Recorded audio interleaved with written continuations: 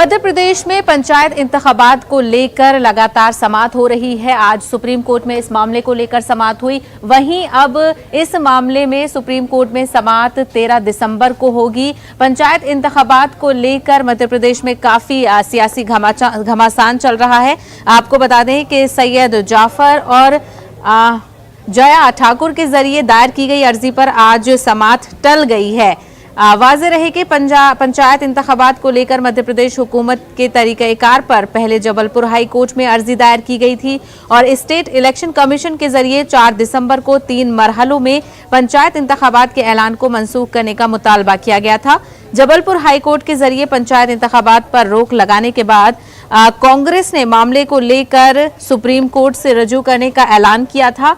यहाँ ये बात काबिल जिक्र है कि स्टेट इलेक्शन कमीशन के जरिए कमलनाथ हुकूमत में पंचायतों की हदबंदी और रिजर्वेशन को लेकर कराए गए सर्वे को नजरअंदाज करते हुए शिवराज सिंह हुकूमत ने 2014 की हदबंदी और रिजर्वेशन की बुनियाद पर पंचायत इंतखाबात कराने का नोटिफिकेशन जारी किया था। वहीं आपको बताते चलें कि सुप्रीम कोर्ट में आज इस मामले की सुनवाई टल गई और अब इस मामले की सुनवाई 13 दिसंबर को होगी।